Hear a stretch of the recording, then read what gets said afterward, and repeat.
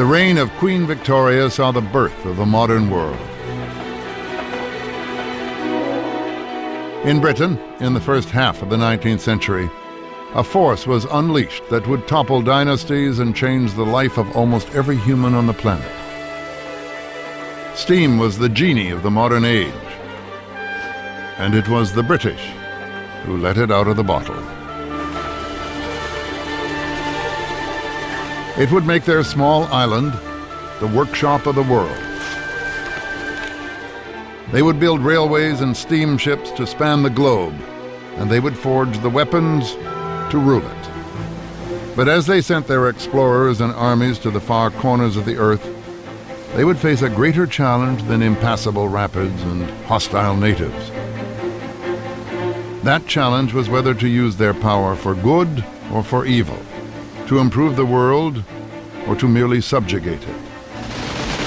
The struggle over how to use their power would divide the most famous names of the Victorian age. Missionaries like David Livingstone, engineers like Isambard Kingdom Brunel, warrior heroes like Gordon of Khartoum, writers like Charles Dickens, and statesmen like William Ewart Gladstone and Benjamin Disraeli.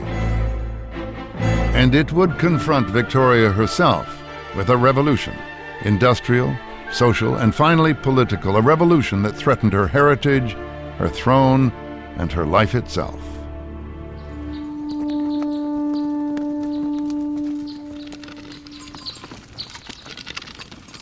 In 1819, the year Victoria was born, the world was closer to that of the Greeks and Romans than to the world of today. Most people lived and worked on the land. They had few machines, and those they did have were powered by wind or water, or more commonly, by a horse.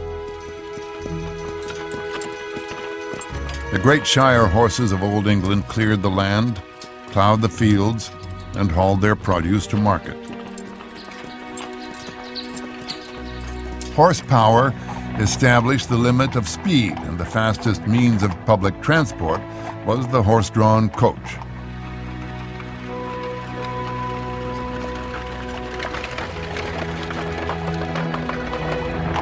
Those heavy stage coaches swayed and jolted along the highways of Britain at no more than 10 miles per hour.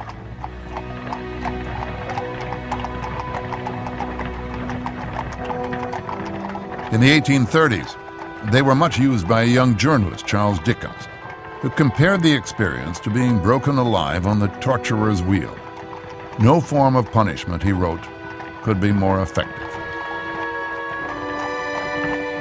But all that was about to change.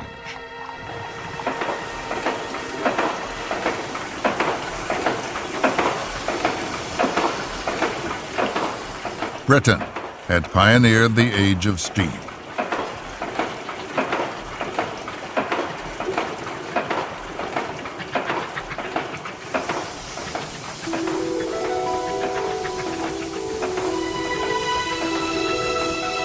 The first steam locomotives heralded a revolution that would give Britain a decisive lead over her trading rivals, but shake its social and political stability to the core.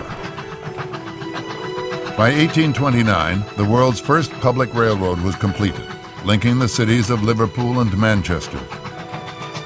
George Stephenson's steam engines rushed along the iron tracks at an astonishing 35 miles an hour. But the opening ceremony was marred by a regrettable incident. A leading member of the government was knocked down by Stephenson's fastest locomotive, the Rocket, and he was crushed to death. The modern world had arrived.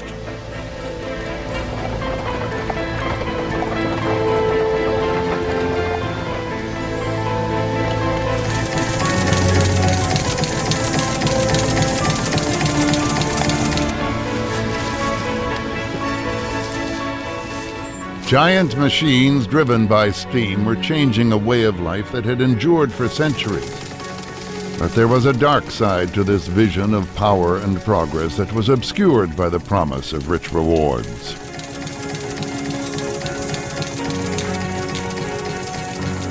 The British at that time were masters not only of industrial production, but of the means of distributing the things they made around the world. They were really on top of the world, and it gave them, I'm sure, a kind of magical feeling, a feeling as if they'd acquired the Promethean fire. You know, they were doing things that nobody else could do, and they could do it. They could do anything.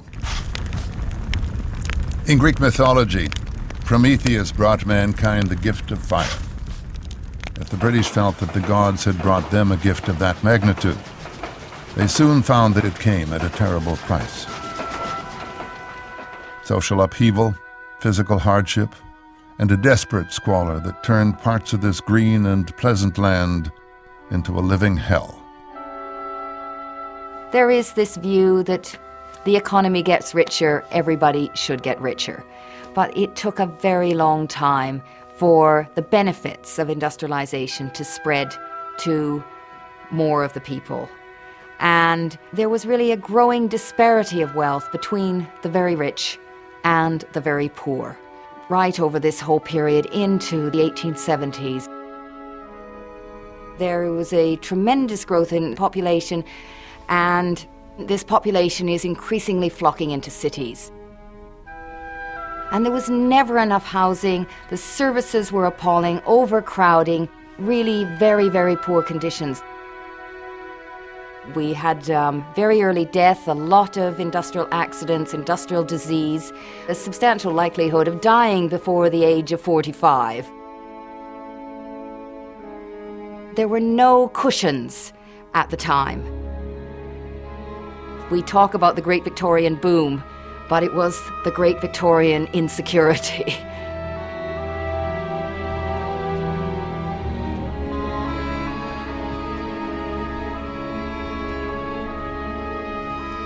This was the boom or bust, rich and poor, dynamic and insecure world that Victoria inherited when, at the age of 18, she emerged from the luxurious cocoon of her palace to be crowned the Queen of England.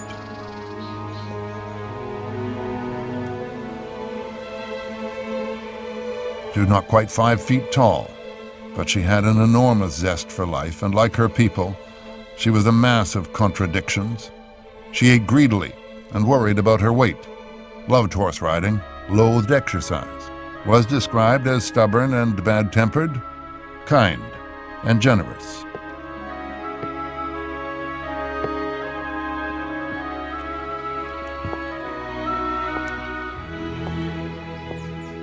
The members of her government were astonished by her dignity and maturity, but she confided to her first prime minister that while walking in her gardens, she had an almost irrepressible urge to roll on the grass.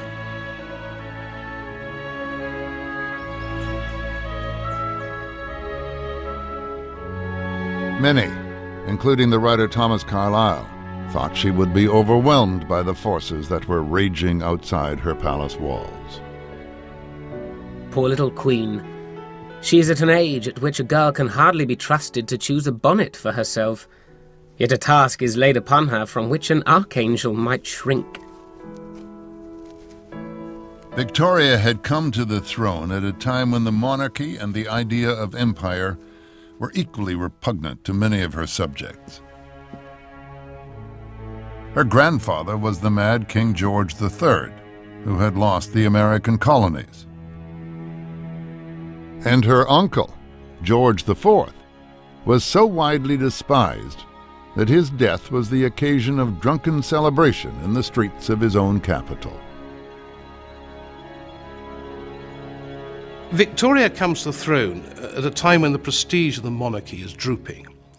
Her two uncles, George IV and William IV, louche, heavy-drinking womanizers, not, if you like, in touch with their people. She comes to the throne, I think, aware that she's got to try and rescue the monarchy. She's got to make it a Christian monarchy. She is a deeply religious woman, and she sees herself as a Christian ruler over a Christian people, as a benevolent squire might look after his peasants.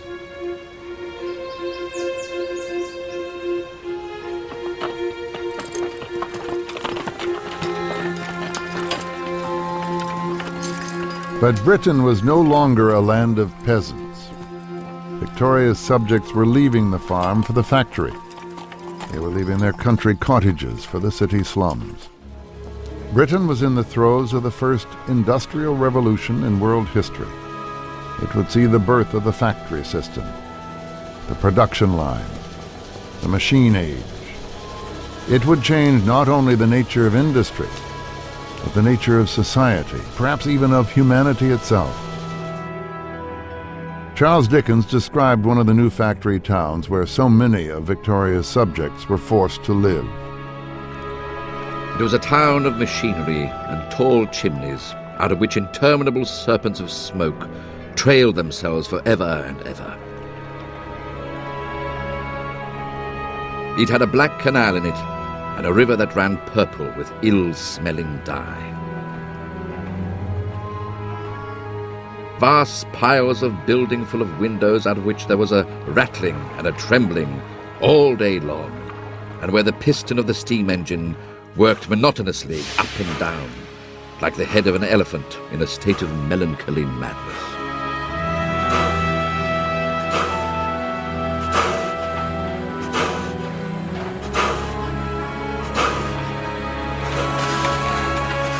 This was a world far removed from that of the young queen, with her palaces and her servants.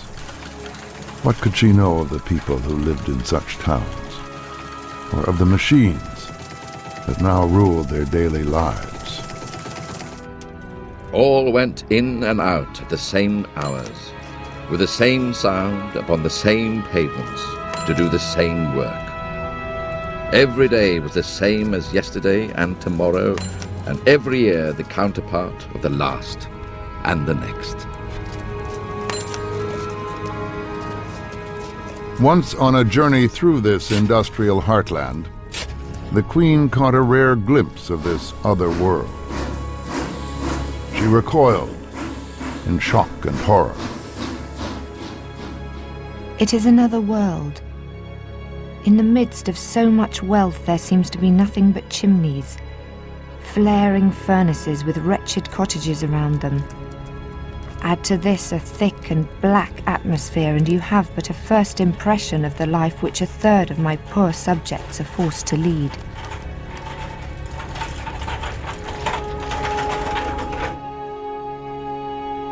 Victoria may have been sympathetic to the plight of her people, but she lacked the skills needed to keep her country from the violent revolution that many feared was inevitable.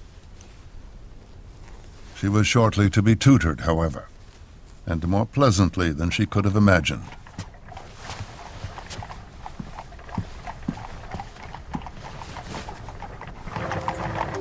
When she was 20, a suitor was presented for Victoria's approval, her German cousin, Prince Albert of Saxe-Coburg.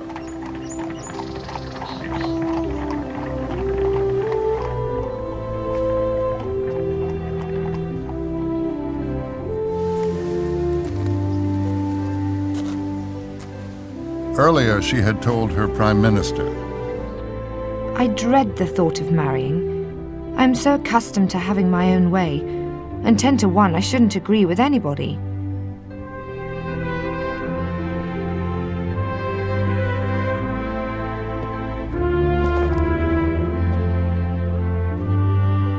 Now she formed a different view. Seeing Albert has changed all this.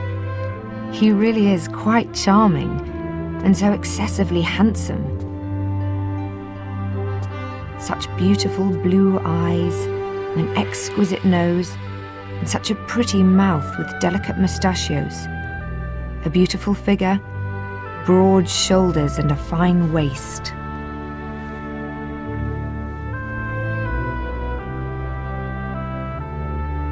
Suddenly there was Albert looking resplendent, and she was ready to propose.